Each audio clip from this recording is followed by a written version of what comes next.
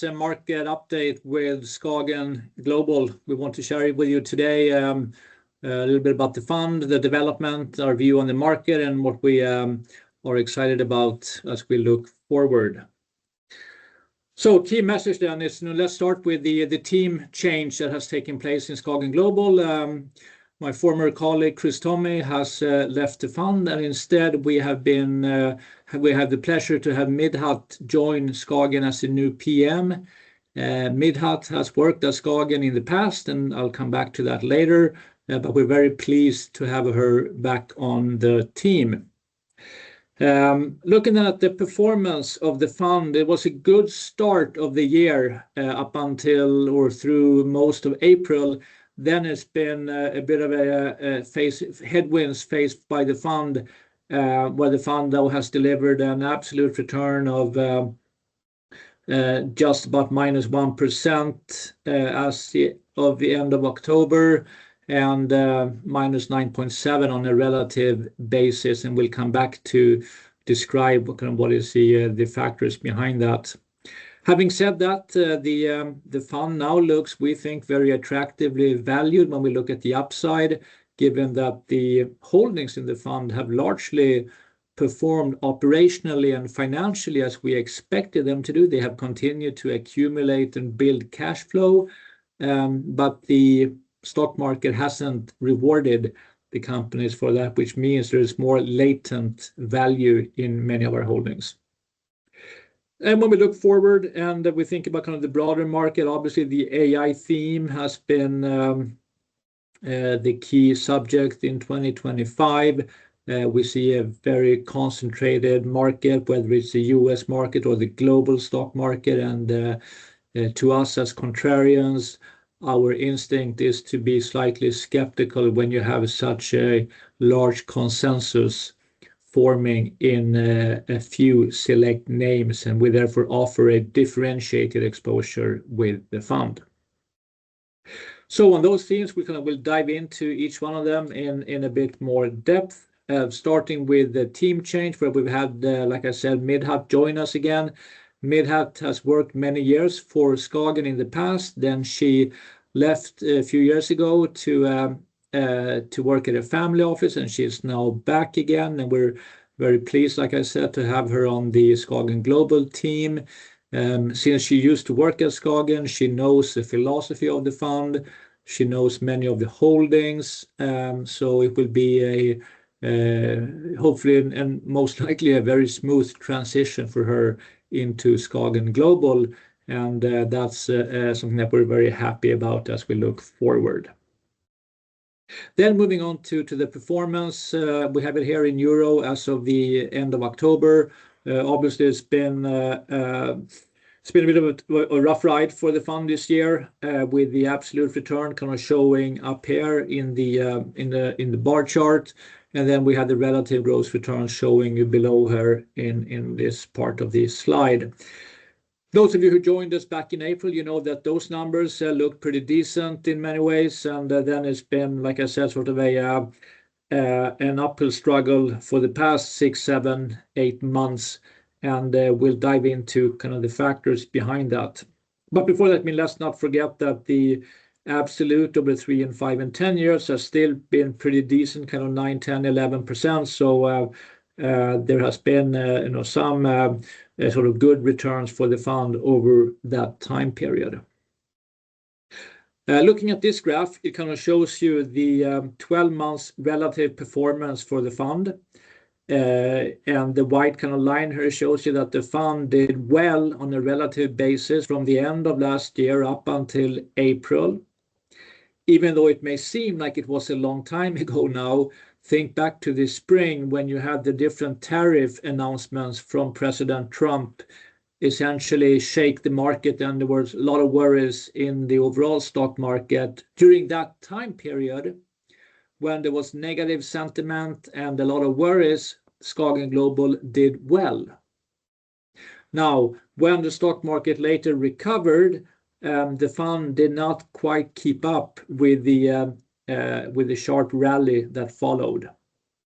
And the rally, then I refer to the rally of the global index, from the world index. You can see in this slide how MSCI World All Countries performed after the dip in April. And it's been a nice ride, of course, but keep in mind that it's been largely powered by a fairly narrow slice of the market, namely the AI names, and especially the ones in big tech.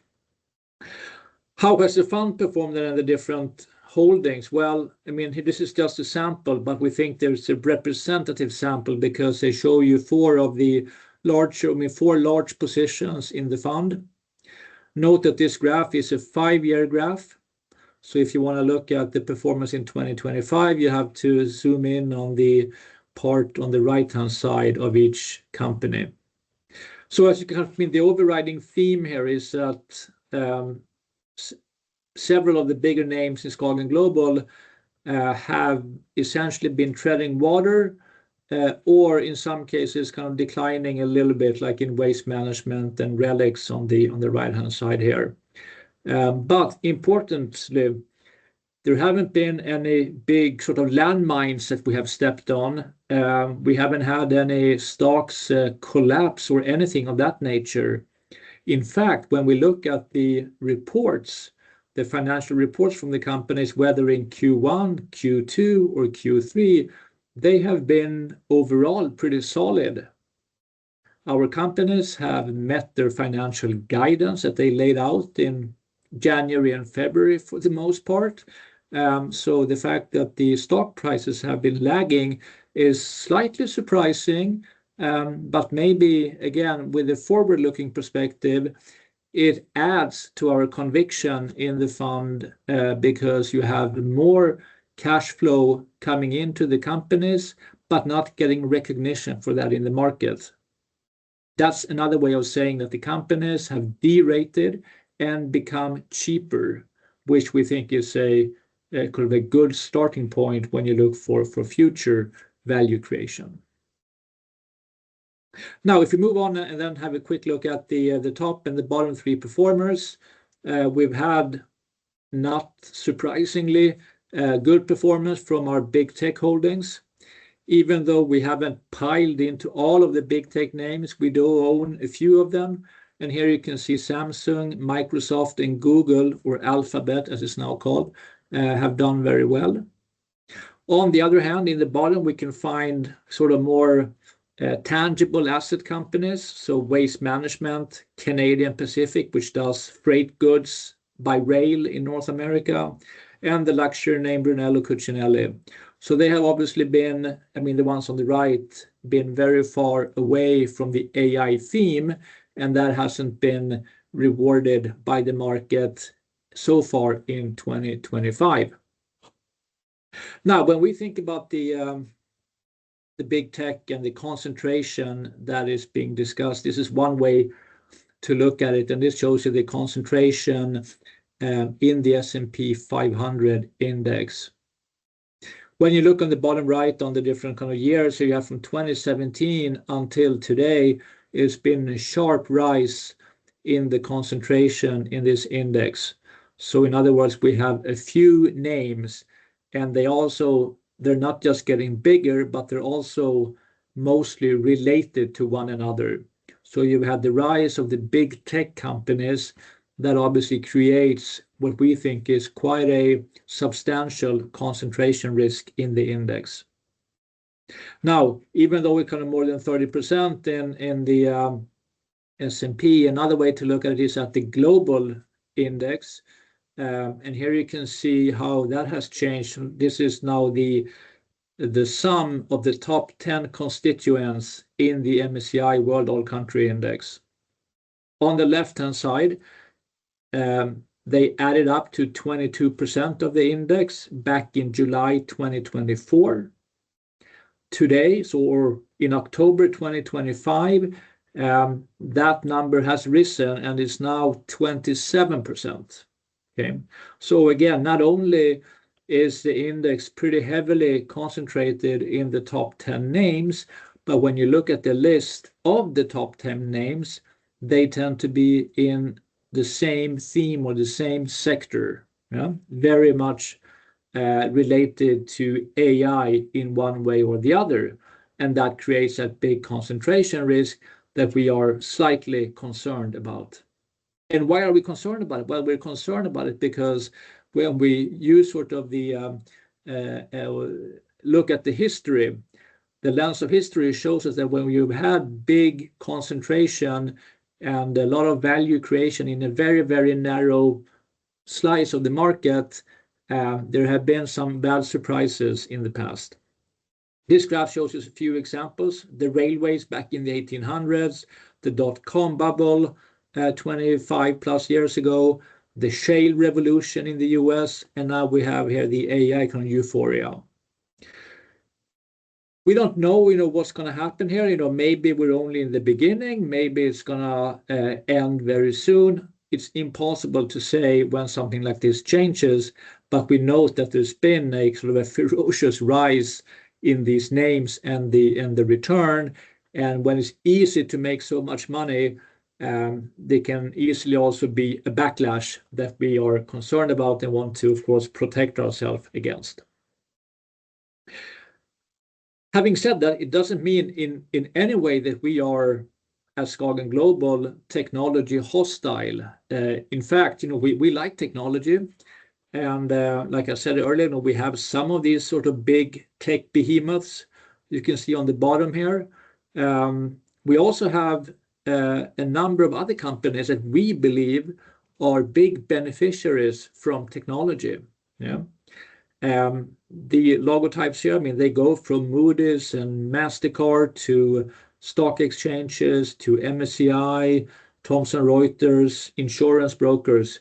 These are companies that have a long history where they have demonstrated an ability and a willingness to adapt or adopt technology and use it to deliver better products and services to the customers.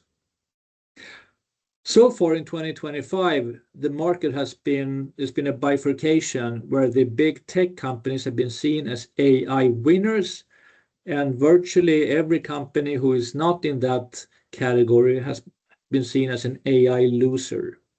We think that's a gross simplification, and the derating that has taken place in these names is, in our view, an opportunity to buy more of them because the prospects look pretty good. Now, in addition to that exposure that we have in the fund, we also have a different part of the fund which is more linked to traditional, hardcore, tangible assets. Yeah? Whether it's waste services, Munich Re, which is reinsurance, Moody's, credit rating, or freight railway transportation by Canadian Pacific. These are companies that are leaders in their respective areas. Waste management, biggest waste company in the US, Munich Re, the largest global reinsurer. Canadian Pacific is the only freight railway in North America that has one track system connecting all three countries, Canada, US, and Mexico. Very hard to compete with these companies. They deliver cash flow, and they will certainly not be outcompeted by AI anytime soon. And they have been, again, lagging on a relative basis, and therefore have become more attractively valued in our view. It's also important to remind everyone that when we think about investing, we of course want to generate a return. We like to have a good upside. But equally important, we think about the downside. Many times in market discussion, in newspapers, in interviews, people love to talk about the upside, and of course so do we. But you rarely hear anyone talk about the downside. But making money over the long term, compounding, is important to not interrupt that compounding by taking a big hit when the market crashes or the market setbacks happen, which inevitably will happen again at some point in the future. So we think about that. We have strong balance sheets. We have good corporate governance in our companies. They have strong market positions that will help them to make it through any type of market kind of wobbles. If we look at firm data points, going back to the first quarter 2020 when we had the COVID crash. We saw here that SKAGEN Global did pretty well on a relative basis, outperforming the world index as well as the several other different stock indices. If you think back what I said in the beginning of the presentation when we had the market downturn here 2025 in April, March, April, when you had the Trump tariff announcements, again the fund did well. So we think that we have a sort of a good stability in the fund on a foundational level. And then, of course, we want to also keep up a little bit better with the up market, but at least securing the base is a good starting point. And again, worth highlighting, when everyone is heading in one direction and you can easily make money in that direction, it's probably worth to take a step back and ask yourself, is this the right way to go, or are things becoming slightly overheated in that particular sector? So on a portfolio view, I mean, everybody, whether it's a private individual, a family office, an institutional investor, people usually have a portfolio of assets, different asset classes or different funds or stocks. And with the indices currently being very heavily skewed toward the big tech companies, we believe SKAGEN Global at this point can offer a complementary piece of the puzzle. So we complement an index well, given that we have a differentiated exposure. We offer something different that you would not necessarily get if you just lazily buy the big index.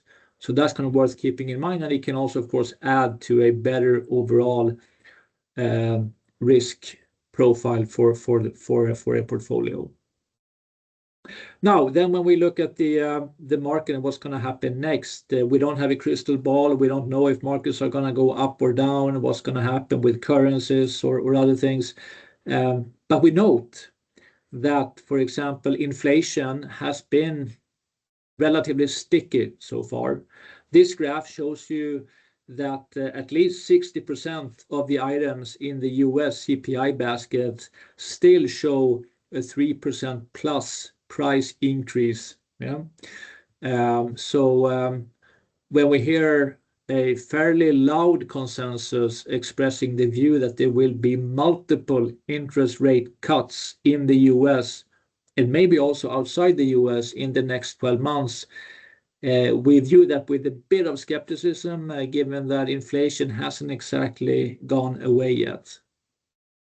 We also note that if the market were to come to a new conclusion, namely that maybe we're not going to have a number of interest rate cuts in the next year, that could shift the way the market dynamics work, and there could be other companies that would be seen as more attractive. So it's something to keep in mind and be aware of as we look forward. Taking a look then at the top 10 holdings in SKAGEN Global as at the end of October, we have the chart that you have seen before, and we frequently update it.